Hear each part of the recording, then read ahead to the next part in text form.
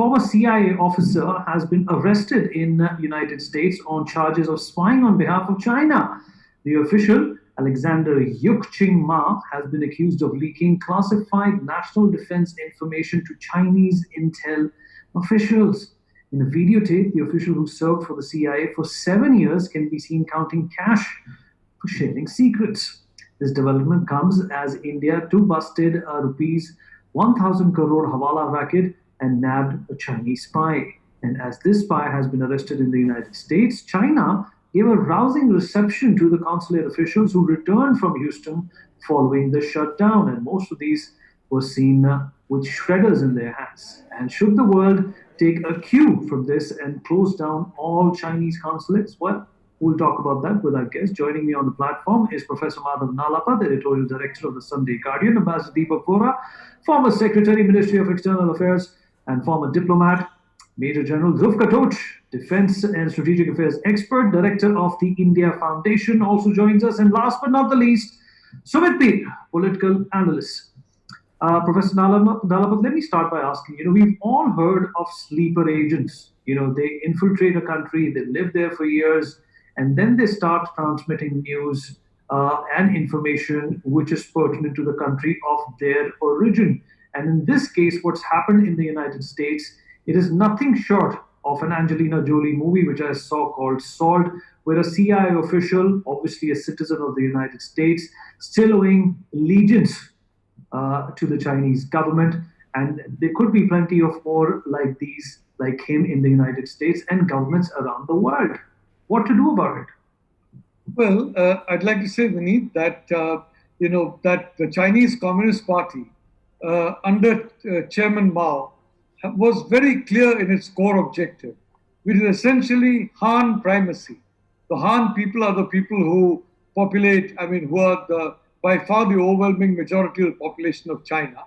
And it's a very ancient population. Now, what Chairman Mao had in mind was Han primacy. And the Chinese Communist Party, the objective is to ensure Han primacy by one means or the other. Mahatma Gandhi talked about means being more important than ends. I think for Chairman Mao, ends were way more important and means did not matter so long as the ends were achieving the means. Now, under Xi Jinping, who is in fact the closest to Chairman Mao in terms of his thinking, in terms of his logic, and frankly, in terms of the power reach within the Chinese Communist Party, he is very, very clear. Look, the PRC is the fountain of the future in which the Chinese people are going to be the primary people in the world. They're going to displace the Euro people and they're going to be the primary people. Therefore, every single individual who comes from the great family of Chinese nations owes allegiance to this fundamental principle and this fundamental objective. Now, that is one reason why individuals, whether you're in Taiwan or in Thailand or in Indonesia or in Malaysia, General Secretary Xi expects that you will do your duty by the PRC. And your duty is basically to promote steps which lead to the primacy of the PRC. And therefore, from their manner of speaking, the primacy of the Han people. Now, I only want to say that this has been going on for some time. But I want to add one more thing. Don't believe that only Han people are working on behalf or as agents of China. Let me tell you, the Chinese have been very good at recruiting all kinds of people. Whether they are Europeans, whether they're Americans, whether they're Indians, and a lot of that recruitment gets carried out in a way in which people are not even aware that they're working for Chinese. It may be a Buddhist organization, it may be a Catholic organization, it may be a Hindu organization, it may be a cultural organization. They would never believe that they're working for China, but essentially what they'll be doing will be furthering the geopolitics of the Communist Party of China. So this is a very real situation across the world. Ambassador Vora, the trail of espionage in the United States by The Chinese is not nothing new. But in an atmosphere, sir, where tensions between these two countries are, at an all-time high, perhaps at least in my lifetime, do you think that America is also going to get a little more robust? They've already closed down one consulate in Houston. Do you think there's more to happen after such a development has perhaps rocked the entire system, specifically in the CIA? Thank you, Mr. Minister, for this opportunity to interact with Professor Nalapat, with General Katoch, with Mr. Peer, and learn from them and from you yourself. Let me ask you a very basic question. I'm sure one of my colleagues on the panel will respond because I don't understand this. Why does anyone spy in another country? I believe that it is inspired by fear. You're afraid that the fellow might be stronger than you are. There's a certain amount of envy. There is a perceived national interest. Now, in this particular case, the CIA, which is no stranger to spying, which has a terrible track record, if one may say, around the world of political assassinations, what have you, and so on. The spying that we see happening over here, sir, it's probably more dangerous. Instead of the fellow, rather than the fellow get a couple of documents saying that the president had scrambled eggs for breakfast this morning and sending it off as top secret to the country that pays him, is the fellow who seeks to influence domestic public opinion in the target country. These are more dangerous. The chaps who are telling India that don't fight the Chinese because you have no chance, etc. Our own people. I'm not talking even about that racket called the Global Times. It's our own so-called experts who have nothing to do but spurt. They are the more dangerous spies. They might not come out in the open. They might not trade documents. But we in the Foreign Service are trained to keep an eye on these fellows who actually seek to undermine the system from within. They are very dangerous. One other point, sir. In the early years of the Cold War, you might recall that there were a couple of British fellows who were caught spying for the Soviet Union. And when they were nabbed, they said it was because of ideology. At that time, they felt that socialism was the panacea for all the world's ills. Today, sir, it's not ideology. It's a wretched thing called money, dollars. That's probably why this character from the CIA, who is a person of Chinese origin, has been nabbed. The others that I've seen nabbed so far in the United States, spying for various countries, have also, wherever it's China, been people of Chinese origin. Don't forget, there's a 30 million strong Chinese diaspora spread all across the world. And as Professor Madhav Nalapat has put it so brilliantly, the Han Chinese, according to their own perception, are destined to rule the world. So everyone has to play his little part in doing it. Chanakya had also said something very similar, that the king should take off his clothes, put on a pajama, and go running around among his people to hear what they are saying about him, to gather intelligence at the grassroots level. But this character was indulging in exchange of information via documents. I mean, that is suicide. General Katoch, how can nations at this point in time guard themselves against this kind of, penetration that China has shown? Vineet, when we are looking at this shadowy game of spies, let's face it, it takes place all across the world. And as you know what Ambassador Vora very rightly said, the most dangerous is when you have people within your country who are trying to undermine that country.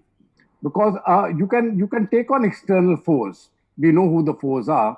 But internally, when we have these people working against our interests, I think it becomes very, very difficult. Now, when we are looking at this, in this particular case, you see, the Chinese have a distinct advantage. One is for people to operate inside China, they get distinguished very easily unless they're already Chinese people. That means for a non-Chinese to operate in China, unless he belongs to some of the Southeast Asian nations, the person is distinctly visible or is different physically. That is one. Number two, there are language challenges. Now, and number three, of course, China is a closed society. But China doesn't face those problems. When Chinese people are outside, they are well conversant with the regional language. If you're talking about the millions of Chinese who are in the United States, they are citizens of the United States. Now, nobody is questioning their patriotism or their loyalty. But what China has done is they have passed a message to each one of them that your ultimate loyalties will lie to your motherland. Now, whether they fall for it or not is a different issue. But China has gone one step further. They know who their contacts are in the mainland. They know some of the weaknesses in the United States itself. and then they carry out what they call systematic blackmail. So if they find a weakness within an American citizen who is of Chinese origin, then they will start a slew of cases against this particular person using the criminal justice system of the United States to bring this chap onto line. And if the fellow breaks, well, now they've got an agent. Now they have been doing this consistently, and I think what needs to be done for every country has it. You have your own intelligence agencies which look after internal security. India has it too, and then you have your intelligence agencies which are mandated to get external intelligence. So this is a game which is going to go on. I think let us not be squeamish about it. Spying is a game which has carried on from time immemorial, from thousands of years. It is there today and it will continue tomorrow. So this is part of the system. And ultimately, people fall for many things. Some get blackmailed, some go for money, some actually go for ideology. That is also true. The most dangerous, in my view, are the ideologues, because they actually are committed to the cause. The fellows who are the cheapest of the lot are the ones who go for money. But we have all types. And the only way to guard it, I think, is to have systems within our security establishments which keep constant check on your information. And then you see as to how it goes out. We've had, in my own experience, I've dealt with many such cases in my service career. And we've had these cases by which we know the information which was shared in our secret meetings has gone across the border. And then it's a very long, involuted process by which you try to trace out how that has happened. So this is a game which is going to go on. The Chinese are playing it they're playing it quite well, let me say. They're getting caught now because people have become very conscious of Chinese designs.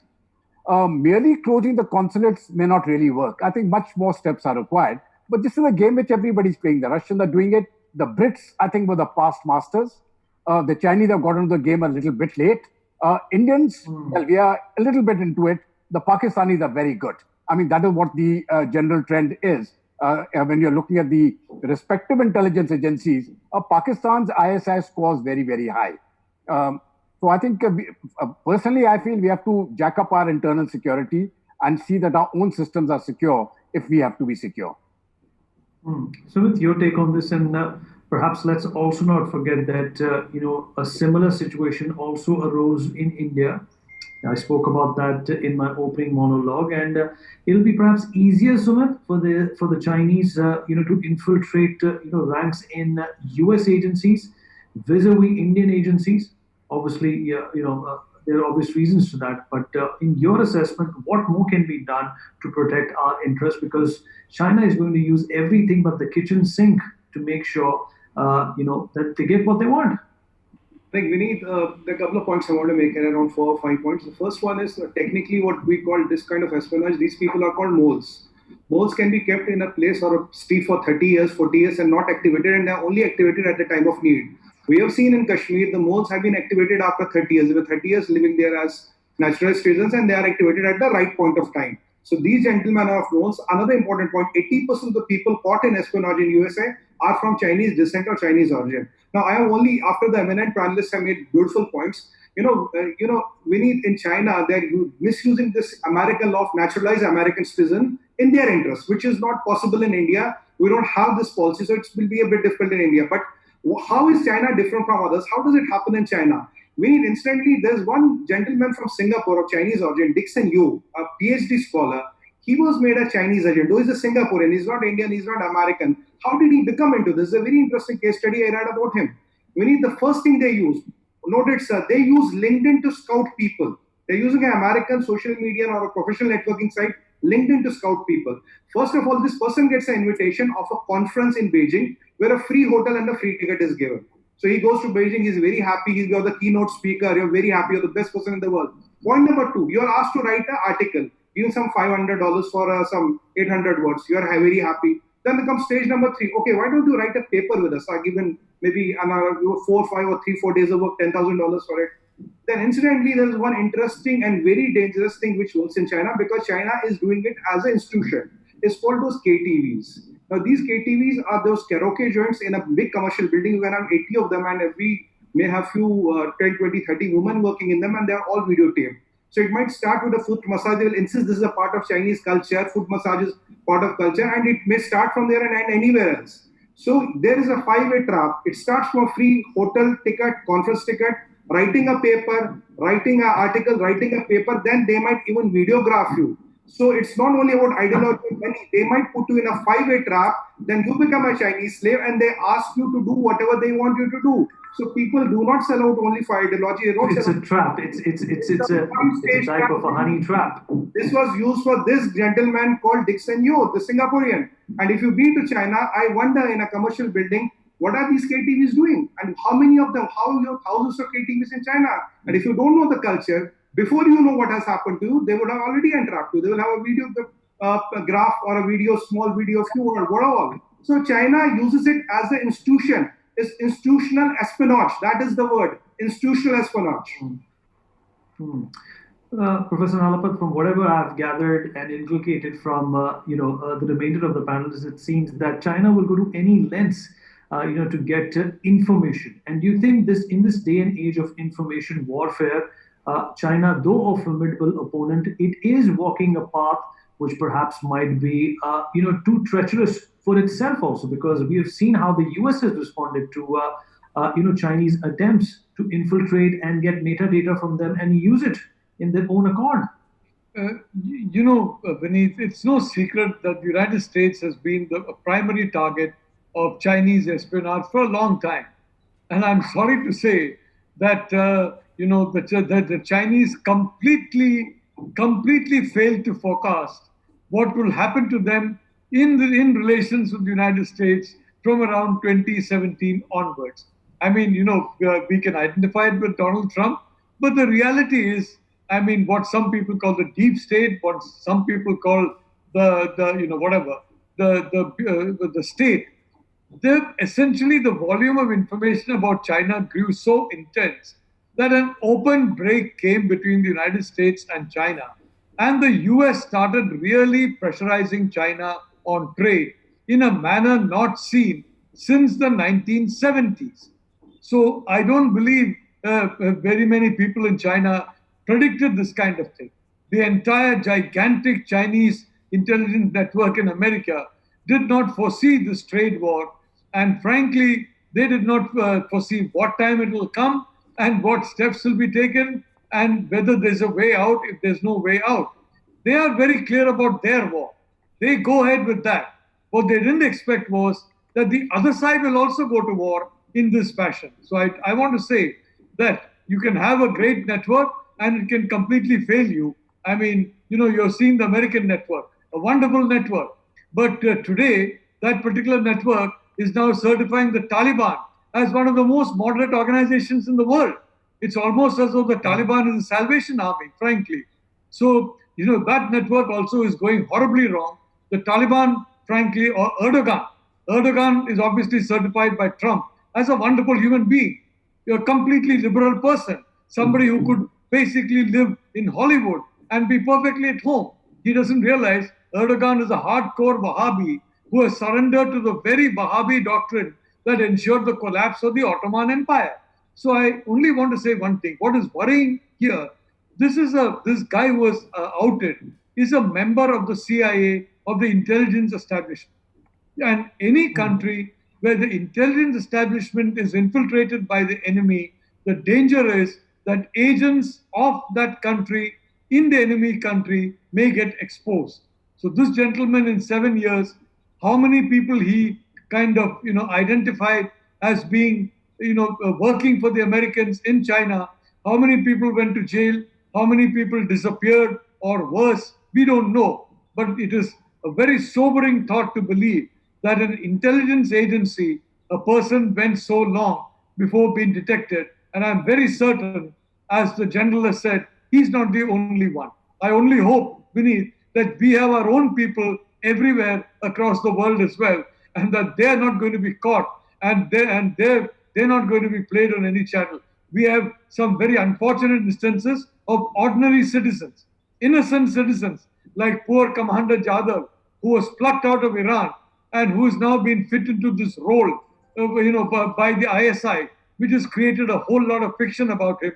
But I don't, but that Commander Jadhav is no spy. Commander Jadhav was a chap, and now he's been caught up in this drama of the ISI. But I simply want to say it's very worrying when you realize that this guy in the CIA may have identified people in China, and these people may have been picked up. Frankly, it's a very sobering reflection of the immense reach of that particular system. Absolutely. We just have a minute left to the show. 20 seconds to each one of our guests. And Ambassador Vohra, we'll start with you. I just wanted to say that I've learned so much from Professor Nalapat, from General Saab, and from Mr. Peer. The Chinese also failed to understand, to anticipate the ferocity of the Indian response in Gangwon. They didn't know that we would take all these economic decisions that we did. Sir, they are not omniscient. They are not omnipotent. They are a bunch of crooks and thugs, and they should be exposed as such. All right, General Katoch? Right, I've just got two very quick points which I think I'd like to share. One is it doesn't really matter how much intelligence you get. You see, that is really information. Can you make the correct assessment of that? And if we cannot make that correct assessment, then I think we are in very serious trouble. When we look at the Normandy landings which took place in the Second World War, Hitler had the entire operational plan, and he says, no, it can't take place. So that is one. Do you believe the information or not? The second point which I want to make is, I think what the Americans are really facing is the problem of a double agent. If they have sent somebody across to China and China has turned that agent, which they're very good at, then we're having a problem of double agents and triple agents and all that. And I think this is a game which is going to carry on. We personally, as what you have very rightly stated, we need to be very, very careful in our own country. All right, Sumit, 10 seconds and then we wrap up. We need 2 quick points. One is that, when you look at China, they will use, what are they doing with the US? They're using their own laws, their own liberty of naturalization of US citizens against them, which they will use against everybody. So this is something which you have to be very, very careful about. Spying everybody does that. But the day you make it an institution, you entrap people into it. That is asking for disaster. But having said that, we have to be careful. Chinese will not leave any stone unturned. They will not try use anything which we are proud of against us against what they are exactly using from US. It's a case study. They are using the US laws, the US liberty to work against US. That is what we have to learn and be careful about. All right, gentlemen, thank you so much for being a part of this amazing show. For more such videos, subscribe to the NewsX YouTube channel, hit the bell icon.